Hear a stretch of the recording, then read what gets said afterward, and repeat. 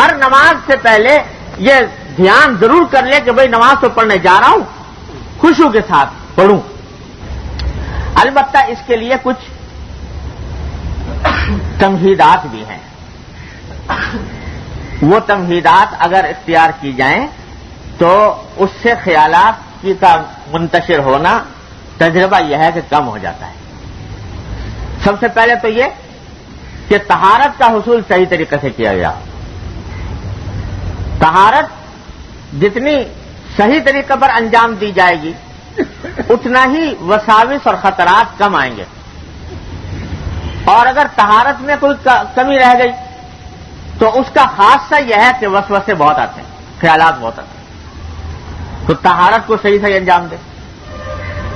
وضو کرنے بیٹھے تو وضو کے اندر آداب و شرائط کا لحاظ رکھے، قبلہ روح ہو کے بیٹھے، اطمینان سے وضو کرے، اور بہت جلدی نہ کرے، اطمینان کے ساتھ ہر عضو کو اہتمام کے ساتھ دھوئے اور سنت کے مطابق دھوئے، اور باتیں نہ کرے وضو کرتے ہوئے، بلکہ جو ادعیہ معصورہ ہیں ان کو پڑھنے کی کوشش کرے۔ اللہم اغفر لی ذنبی ووسع لی فی داری وبارک لی فی رزقی، یہ معصور دعا ہے وضو کے وقت کرنے کی۔ اشہد ان لا الہ الا اللہ واشہد ان محمد عبدہ ورسولہ، یہ معصور ہے نبی کریم صلی اللہ علیہ وسلم کے وضو کے وقت یا وضو کے بعد آپ یہ پڑھا کرتے تھے۔ وضو کے بعد اللہم اجعلنی من التوابین واجعلنی من المتطہرین، یہ حضور اقدس صلی اللہ علیہ وسلم سے ثابت ہے۔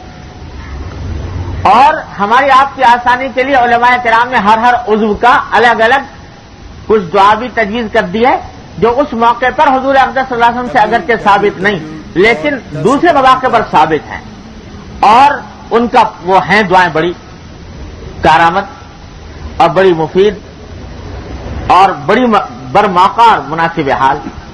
وہ پڑھ لے تو وہ پڑھنے میں لگا رہے گا تو انشاءاللہ دوسری بات کرنے کی نوبت ہی نہیں آئے گی، تو فضول باتوں سے بچے گا، اور ایک بہترین دعائیں اس کی ہو گئی، ان کی عادت ڈال دیں۔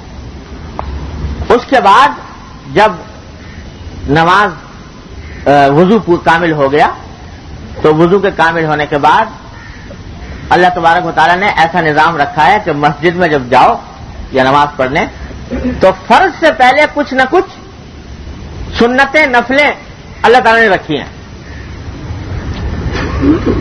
سنتیں نفلیں یا تو سنت مؤکدہ ہیں یا غیر مؤکدہ سنتیں ہیں، نفلیں ہیں، تو جا کر آدمی وہ پڑھ لے۔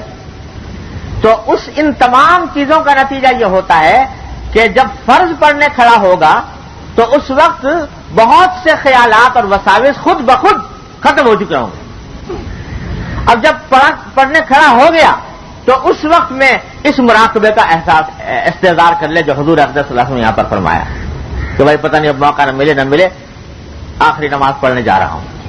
جب یہ کرے گا تو انشاءاللہ ثم انشاءاللہ اس کی خشوع حاصل ہوگا، اور یہ جو طرح طرح کے خیالات کا انتشار رہتا ہے انشاءاللہ اس میں بڑا فرق آئے گا۔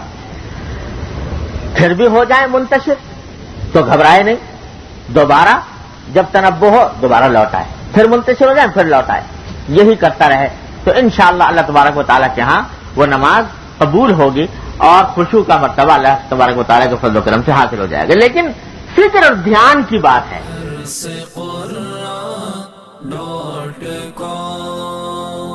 www.darsequran.com